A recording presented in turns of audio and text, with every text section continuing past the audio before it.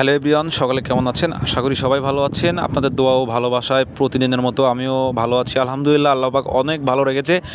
যারা বলেন যে গার্মেন্টসের কাজ সহজ, আসলে গার্মেন্টসের কাজ এতটা সহজ না। সারাদিন যেভাবে আমরা প্রোডাকশন দিয়ে কাজ করি, আবার হুট করে আজকে আমাদের নাইট দিয়ে দিয়েছে মালিক। সারাদিন যেভাবে প্রোডাকশন দিয়ে কাজ করতে হয়, রাতেও কিন্তু আমাদের সেই সেম একইভাবেই প্রোডাকশন দিয়েই কাজ করতে হয়। নাইটে বরঞ্চ আমাদের চাপ আরও বেশি থাকে।